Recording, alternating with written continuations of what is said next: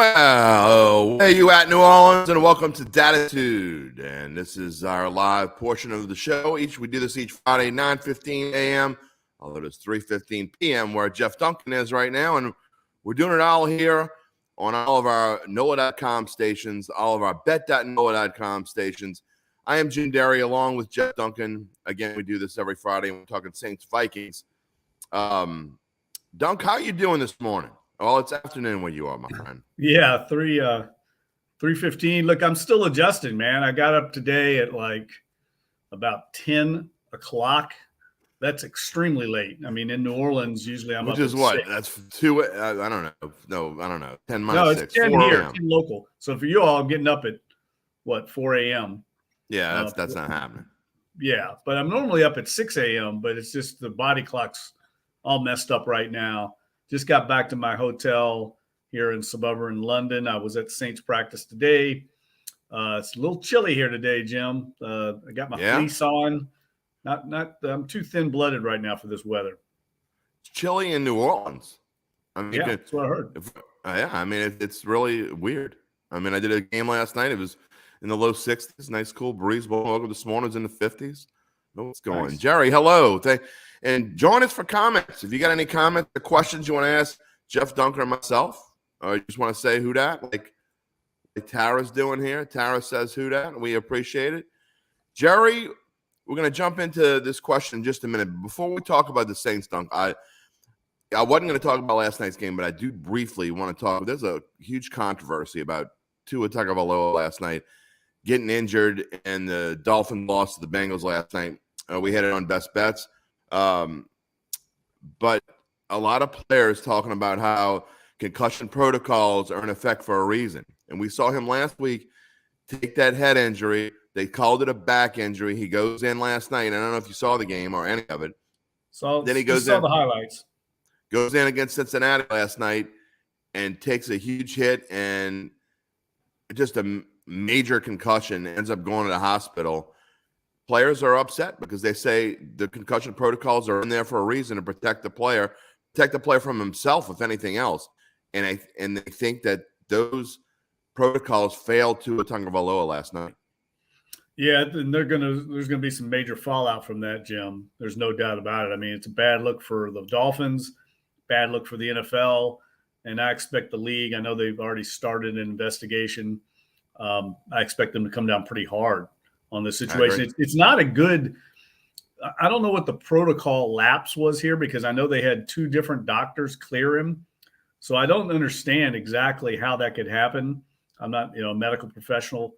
But 2 different doctors clear him. I think the way they designated it as a back injury and when everyone could see it was clearly a concussion, there's something amiss there. And I'm sure the league's going to look over it now with a fine-tooth comb because they've got a major – PR crisis, not only publicly, but as you said, players. I mean, they've got a problem with the NFL Players Association now, and who knows? This could, end up resulting in some kind of lawsuit from the NFLPA or to his camp.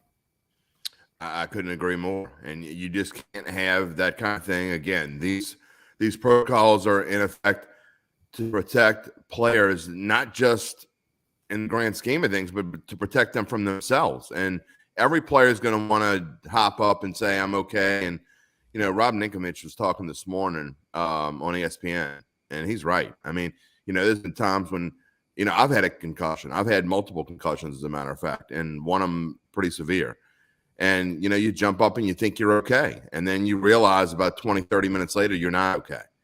And so it's nothing to play around with. It's things that linger. You have issues that happen later on and just can't have that. So hopefully Tua will be okay. We're hoping and praying for him. And hopefully the NFL can get this right. All right. We don't have a long show today because Dunk's got a lot of things to do in London. You got another show coming up for you at 10 o'clock. So we're going to get you out of here in about a half an hour, 35 minutes. So we're going to jump right into Saints Vikings.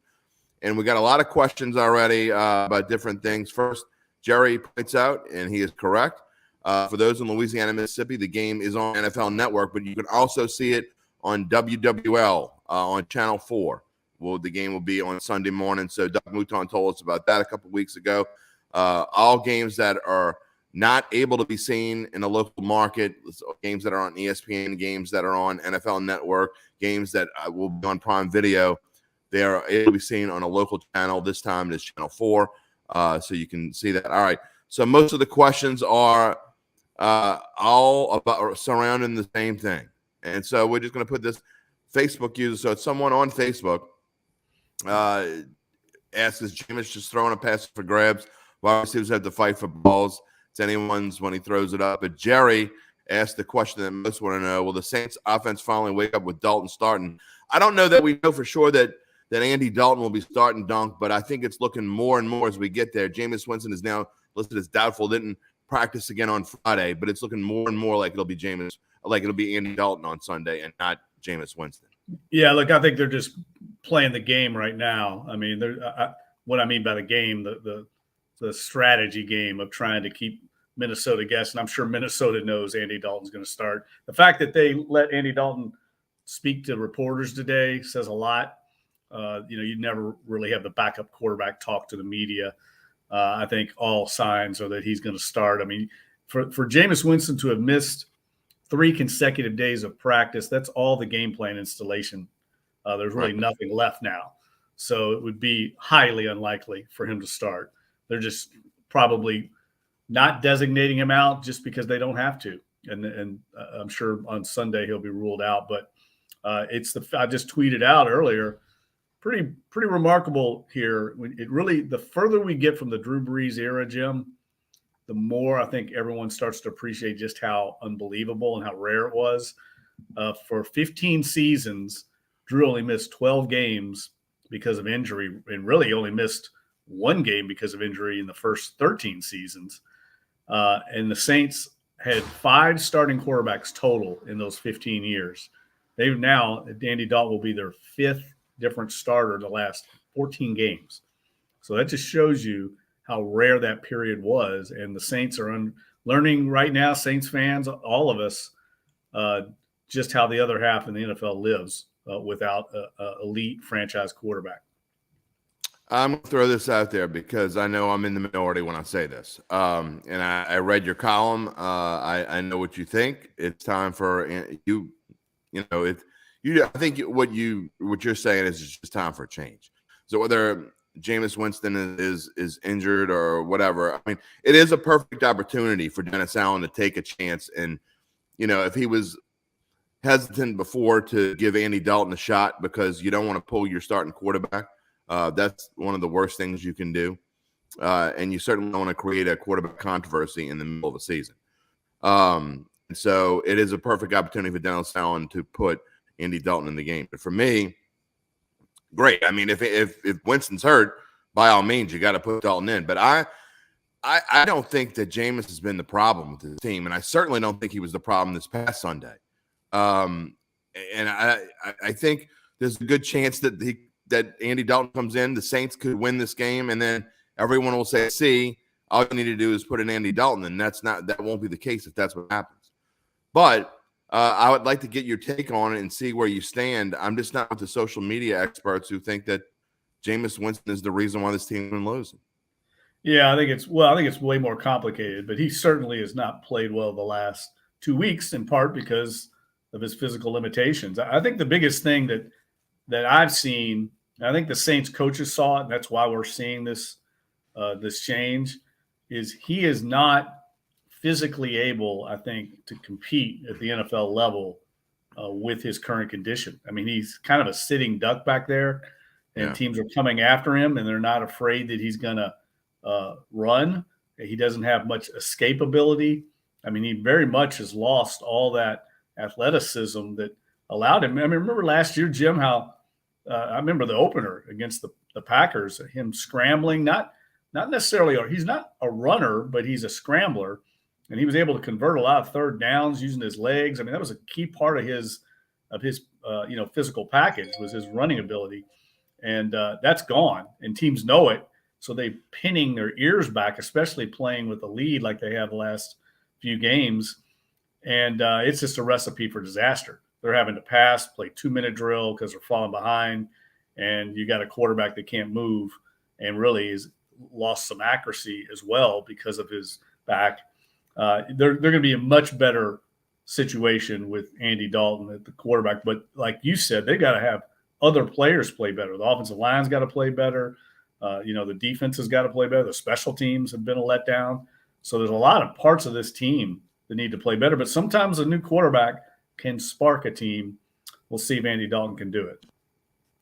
That is most certainly true. That part of it I agree with 100%. I do think that new quarterbacks come in and spark a team. And I will say this team needs a spark because a big part of that problem, in my opinion, is they played with no heart, especially the past couple of weeks and last week, and especially they didn't show up in Charlotte. I mean, they had no business losing to that Panthers team. The Saints are so much better athletically and just talent-wise better than the Panthers. I mean, it's kind of embarrassing that they were down 13-0, and you could see when they finally started playing, they kind of started taking over a little bit, and then the defense was tired. And so I just – it's games like last week that are really frustrating more than anything. Yeah, and I think one thing that'll be interesting to see is how the team rallies without Jameis Winston. I don't mean, rallying because he's not starting, but because they know so often when you have a new quarterback, everyone's kind of on edge. They know they've got to kind of pick their game up a little bit. And it often results – I wrote about this for Bayou Bets last week.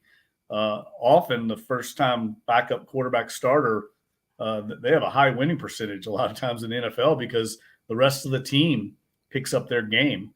And there's not much game film. And now in this case, Andy Dalton, certainly there's plenty of game film for the Vikings. But oftentimes you get a little spike in production from other players in trying to compensate for the backup quarterback. Well, I will say this. There's a reason why you went out and signed an Andy Dalton. After last year in the debacle and having Trevor Siemian and how bad he was and just a revolving door at quarterback and then hoping you had Taysom and now, there's a reason why Taysom is now the third-string quarterback. I mean, you didn't want to use him as your starter, and you were forced into that, and he was the best option for this team. And so now you're back to where – if Jameis can't go, you don't feel as forced to use him because you have a guy like Andy Dalton. And Dalton looked great in the preseason. So I think he's really good for this offense. We'll see what happens. But there's another problem. The wide receiver situation. Michael Thomas is out. I think I read this morning that he's certainly out. Like he's been listed as out. Yes. Yeah, he's definitely been ruled out. Okay, so now we're left with we don't know. What's the status with Jarvis Landry? Do you know? Yeah, Landry's practiced last 2 days. He should be available. Okay, Jarvis Landry is in there, and then what about Tre'Quan Smith? He's limited, so we don't know full bore what he's going to do. But the rest of the receiving core, Marquez Callaway, Deontay Hardy should be back. He's been practicing this week, so I think they'll be okay at receiver. And it'll be interesting to see if Dalton has a little more production out of some other positions that have really kind of dropped off with Jameis Winston. And what I mean by that is like Adam Troutman at tight end, who's really struggled to even get a target. Will Dalton kind of having a different quarterback back there, will that open some things up for some other weapons on the Saints offense? And Dalton has been known to throw to a tight end. So that's something he'll be looking for, whether it's, whoever it may be. Yeah, Juwan Johnson. And what's Taysom Hill's status? Taysom Hill's fine. He's been the backup quarterback all week at practice. And then, the other guy that really has struggled with Winston, I don't know if that's a byproduct of the lack of playing, time on task together, but Alvin Kamara is not produced. Alvin Kamara, yeah. And, he's been practicing all week.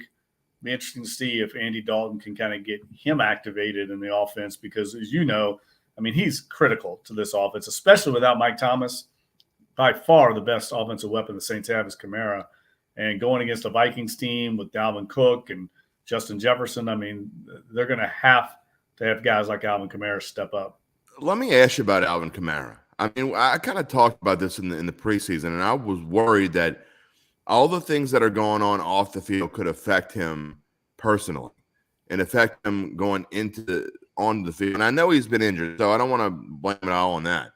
But he doesn't look right to me. And again, it could be just a product of the Saints have been behind and they haven't had a chance to use him like they'd want to use him and all those things. But now we see that his trial gets delayed until at least November. So, I mean, it's almost a certainty now that he will not be suspended this year, that is going to carry into 2023.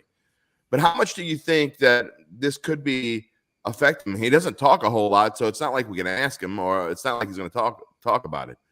But do you get a sense at all that maybe these kinds of things could be lingering and could be bothering him on the field?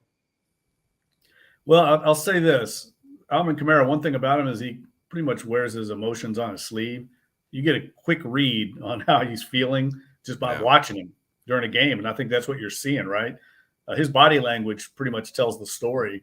I think he's been frustrated at times this year. I think that's an issue for him. I mean, he's one of the leaders of the team, and I think he needs to display better body language when things aren't going well. That was a big thing for Sean Payton and Drew Brees, and we've seen a little more of that this year without them around. But I do think there's no doubt that he wants to produce at a higher level, and he's probably been frustrated with some of the injuries he's had the last couple of years. He missed games last year. All of a sudden this year he gets the rib injury and he's out again. He was incredibly durable his first 3-4 seasons in the league, and things are adding up. And that's what happens at that position. So right. I think having Dalton, the new quarterback in there, for whatever reason, I mean, yesterday Marquez Callaway talked about it. He said Andy Dalton throws a little bit. He used the word like doesn't throw as hard a pass as Jameis Winston. I don't think he ever used the word catchable, but in my opinion, like sometimes a guy like Dalton might throw a little bit more of a catchable ball. Maybe that's what can be the spark for a guy like Kamara, because we know he's such a weapon out of the backfield as a receiver. Well, let's get into the matchup itself, because we're going to have to make a prediction before too long. Again, we're going to cut it short today. We usually go 45 minutes today. We're going to go 30, 35 minutes. Dunk's got some other obligations. Jeff Duncan is in London. I'm in Mandeville, and we are here on Dattitude, and we're glad you joined us. If you're new to the show, this is a regular podcast, Monday, Thursday, Friday. Friday is live, and then after it's over, I go and put it. You can find Dattitude wherever you find your other podcasts, and we're glad you joined us on this Friday morning. Now, I want to get into the matchup, because when I was going to look at the numbers, and I know it's only through 3 games, so it's a short sample, but I have to say, Dunk, I was surprised by some of these numbers. And the top 3 for both sides, I was super surprised. Look, I didn't think the Vikings have been playing that great at defense, but I didn't think they were 30th overall in total defense. They have not played very well defensively. So if Andy Dalton does come in and they can get anything going, you know, with all the hate on Jameis Winston, and I get that they were playing catch-up, so it may be skewed a little bit, but still, to be 8th in the NFL in passing offense, to me, and 8th in total offense, says a whole lot. So you got the 8th-ranked offense against 30th-ranked defense for the Vikings. Well, yeah, but I mean, look, I think you hit on it. I mean, they've been playing catch-up. You know, that's a lot of those empty yards, in my opinion. The first 3 quarters have been pretty bleak for the offense, and they piled up a lot of yards after they've been behind. But Minnesota's played some very good teams so far. I mean, the Packers, the Eagles, the Lions are better offensively than people give them credit for.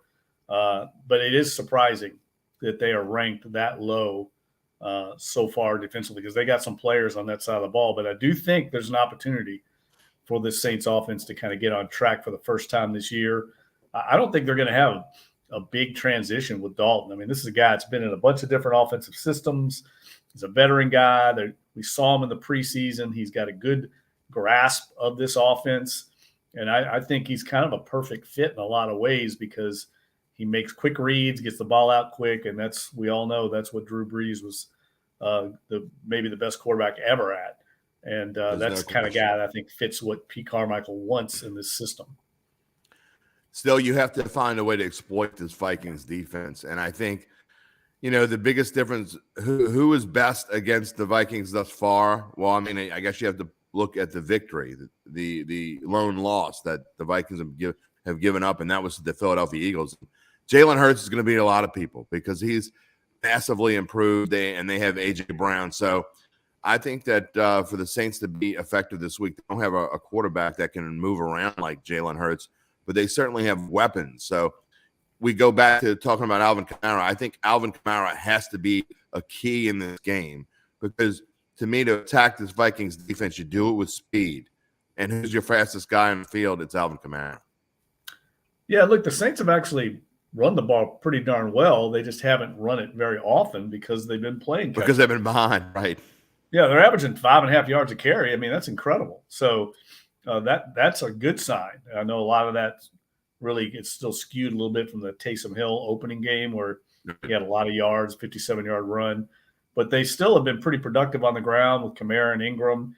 They've coughed the ball up too much. There's no doubt about that. That's where it all starts, Jim, with this team offensively. They got to eliminate turnovers, and they got to eliminate these self-inflicted penalties that have caused them to be in these long down and distance situations that have short-circuited drives. To me, that's very uncharacteristic. And, I talked to Deuce McAllister last night about it.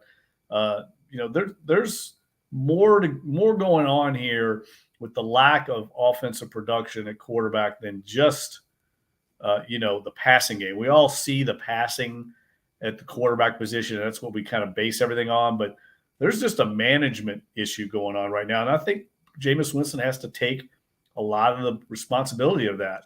All these offensive penalties, these pre-snap penalties, the sacks they give up, a lot of that's on the quarterback. It's not just the offensive line pass protection. The quarterback makes a lot of these reads and checks and has to know where to go with the ball. And I just think they've been out of kilter because of that. Now, whether it's because he's so worried about his back and he's having these issues, but Deuce made a good point of saying last night that of these sacks and problems they've had, only 3, he said, are credited to the offensive line. So that should tell you it's either the backs or the quarterback or maybe the tight ends that are leading to some of these issues. Or the back's back. I mean, that'd be funny, but, the quarterback's back. I mean, that's what we've been talking about for the past 3 weeks. Going back, we haven't really spent a lot of time talking about the defense. And you talk about skewed numbers. I mean, the Saints have done well against the pass and they really have. They kind of did okay against Mariota, but they stuffed Brady, and then they stuffed Baker Mayfield. That fifth-ranked passing defense, I think, has a chance to get even better than that. Their rushing defense is also kind of skewed. Mariota was able to run around a little bit. Fournette didn't really do anything. And McCaffrey, as they was trying to salt away the clock last week. So I think this overall 13th ranked defense, I think that number is skewed away from the Saints, where the offensive number is skewed in their favor. The defensive number maybe not skewed in the opposite direction. But, you want to talk about skewed. Don't get fooled by those offensive numbers for the Vikings. They had a bad game against Philadelphia. But we've talked about it, Dunk. They have some of the best offensive weapons in the NFL. Dalvin Cook, and if he gets hurt, Alexander Madison's pretty darn good. Justin Jefferson, Adam Thielen, go down the line. Irv Smith, who went to Brother Martin. And then you talk about KJ Osborne, even their third receiver. They are stacked. Yeah, this will be the biggest test of the Saints Saints secondary for sure. Kirk Cousins is a streaky quarterback. He has games where he looks like a Pro Bowler, and in games like we saw against the Eagles where he just really struggles. Which one you're going to get, the Saints will find out on Sunday. But if they allow him to get comfortable, he's not particularly mobile. He can move around a little bit, but he's not going to be, Baker Mayfield or Marcus Mariota. So I do think they can get after him a little more. And but if they allow him to get into a rhythm with those weapons on the outside, I think some of the Saints' numbers also have been skewed in the pass defense just because, Brady wasn't even trying to throw the ball down the field. He was managing that game, as a quarterback because of the limitations of the receiving core and their offensive line with the injuries. He pretty much was almost willing to concede third downs to punting the ball as opposed to trying to get those first downs. He wanted to stay out of negative plays. So everything's a little skewed. Baker Mayfield and Mariota were playing with leads. They weren't going to put the ball into harm's way downfield. So we'll find out more, I think, about this secondary and this pass rush in this game because so far they've both been kind of muted. The Saints lead the league in having the most crushed tablets against them.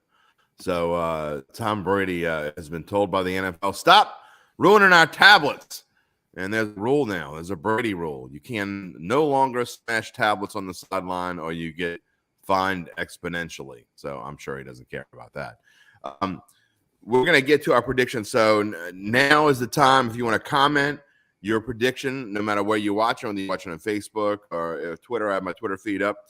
If you have YouTube, if you're on YouTube, now's the time you can give your own prediction. We'll put it on the screen. Duncan and I are going to do that. Before we start with our predictions, I want to make an announcement. We're going to have a special show next Friday. It'll be the 100th episode of Dattitude. And as a kind of celebration, we're going to have a Duncan Holder reunion that I'm excited about. It's going to be, Nice. The Duncan Holder show for quite a few years. We had a lot of fun with it. And you guys were nice enough to let me come on a few times. I was the guest fill-in. We also had Clyde Verdun, who was on the side, kind of the sidekick, and he was great. And so all four of us are going to be together again next Friday. So maybe we'll do a little bit longer show than normal. Maybe we'll take the 10 or 15 minutes we didn't use today, and we'll use it next Friday. But I think it's going to be a lot of fun, Dunk. Yeah, I'm looking forward to that. We really had a good time doing that show for a number of years, and look forward to seeing, as we called him, Clydico. That was our nickname for him. Well, he is a hoot. And last Friday when Jim Rapier and I were doing our high school game, we bumped into him, and he was working for the Advocate, and so we ended up going to have dinner after our game, and had a lot of fun just kind of reminiscing and catching up. So Clyde's going to come on the show, and I'll make sure I have a lot of roast for Mr. Holder. You know, it was fun last night, Jim, as we ran into Nakia Hogan, former colleague. Oh, really? I haven't heard that name in forever. Nakia came to the event, of course, former Times-Picayune Saints reporter, and we saw him over here in London with some of his friends. They made the trip over, so it was great catching back up with Nakia. I haven't seen or talked to him in probably a decade. All right, it's time for that time of the show where we give our predictions. We already have a couple. Christopher Butler, he says 27-14, but that doesn't tell me anything. I don't know whether you mean the Saints or Vikings. So I'm assuming, since you don't put anything, that you mean that the Saints are going to win. We know Jerry thinks the Saints are going to win. Let me just tell you something. If Jerry ever says the Saints are going to lose, they're done. Okay? I mean, they're like done. So if Jerry predicts the Saints to lose, this team is going to fall off of a cliff. I mean, so we can just stop covering. Kim Tran says who that. All right. It's time to get into our picks segment. I will throw the numbers up on the board.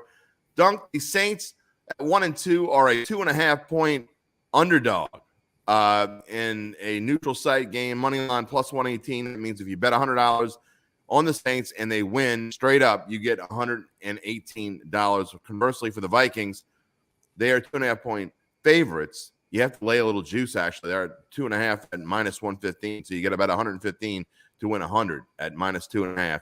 Their money line is 140. Overall total, the over-under is 43.5. What do you see happening on Sunday at Tottenham Stadium? Well, I think the Saints are a desperate team, and when you have a desperate team, sometimes that's the difference in winning. I think that happened last week for the Saints against Carolina. They just were the hungrier team, and you could see it on the field. And I think that'll be the case on Sunday. I mean, I think they might get a defensive score out of this game. They really, as good as their defense has played, they have not really taken the ball away. They still don't have an interception. I think that will end on Sunday. They get some short fields to work with.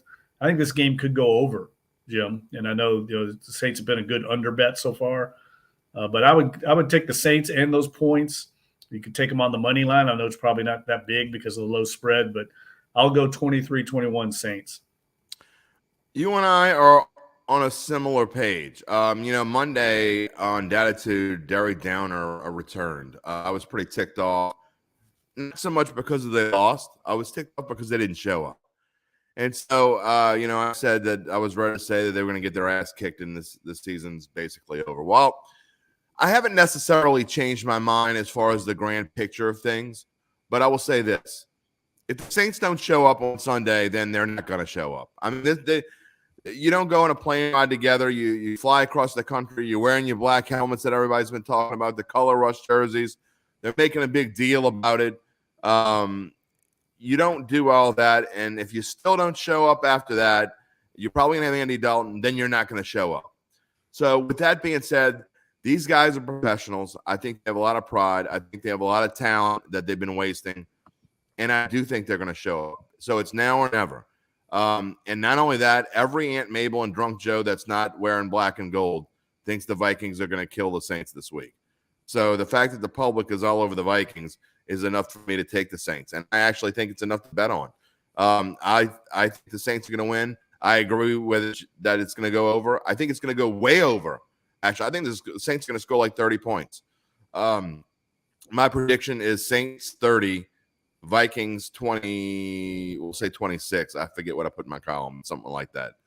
But I think the Saints play well, and I think that they find a way to make it so where they're winning most of the game, and it's unlike a lot of the past games, Dunk, where they've had to play catch up and had to eke it out. So we'll see. We'll see if Dunk and I are both right. We've both been on the same side. I think this is 4 games. The only difference is the first game, I think you predicted the Saints would cover, and I said they didn't otherwise. But we've said the Saints were going to win 4 weeks in a row now. So I guess something's got to give, right? Yeah, at some point we got to stop being homers. Yeah, I mean, I don't. For me, like I said, I've been called Derry Downer enough. I'm not being a homer. They're just calling them as I think it. And when I went through my analysis I spend all of Wednesday, part of Tuesday on my off day, and all of Wednesday going through analysis. And analysis says the Saints can win this game, and actually, I kind of think should win this game. So if they can even limit Kirk Cousins and find a way to stop Justin Jefferson and Dalvin Cook, got to remember, he's a little banged up too. So we'll see how effective he is. All right, before I let you go, Duncan, I know you got something else to do. I want to spend 30 seconds on LSU and 30 seconds on Tulane. LSU going to the Plains, an 8-point favorite over Auburn. Seems like a lot of points to me. Agree with you. Very difficult place to play. The first road game, real road game for LSU this year. That's always, in my opinion, a good betting angle. Take the home team in that situation on a team. Let's face it, this is almost like a 50-50 game, even though I think Auburn's down, and I like the way LSU's trending. Too many points, though, for an Auburn team that's going to have a home field advantage and be a little desperate because they've not gotten off to the greatest start. I agree with you. I think LSU wins, but I think it's tight. I wouldn't touch this game with a stick, but I think that Auburn is going to cover, even though LSU is clearly, and I mean clearly, a better team than Auburn. But that doesn't always translate when you talk to betting lines. Lastly, I think Tulane rebounds against Houston. I know that Houston is a 2.5-point favorite. The Green Wave have struggled with Houston in the past, but on a short week, Dunk, no time to think about the woes and the laments about all the things you let slip away last Saturday against Southern Miss at Yulman Stadium. Yeah, look, we kind of called that a little bit. I didn't think they'd lose the game, but 14-point favorite, that was way too much. That was a good example of a game where where Southern Miss caught Tulane at the perfect time. We talked about it. Between the big upset against Kansas State, looking ahead potentially to Houston, and you get them in the old sandwich game. But I agree, Tulane will bounce back. I still think this is a difficult game, though. That's a difficult place to play in that new stadium. Houston's got, I think it's a 3 or 4-year-old stadium. So I'm going to go with Houston. Houston's talented. They've got a ton of talent. They're just up and down. You never know which Houston team you're going to get. And I think, unfortunately for Tulane, they're going to get the good Houston this week. We'll find out whether you're right or not. Tulane plays tonight. I believe it is on ESPN, a Friday night game. And it's my only Friday night off of the entire prep season, so I may stay home and watch it. We'll see. But that is going to do it for Dunk and I. Dunk's got some other obligations going on in London. He is Jeff Duncan in London. I am Jim Derry in Mandeville. Dunk, we're going to have a lot of fun next week with the Duncan Holder reunion, and I'm looking forward to it. Yeah, bud. We'll talk then. Hopefully my body clock will be adjusted on the New Orleans time once we get back. All right, we'll see what happens when it comes to Saints Vikings on London, and we'll see you on Monday for Dattitude. Again, Duncan and I live with the Duncan Holder reunion for episode number 100 next Friday. Make sure to join us on all the same stations.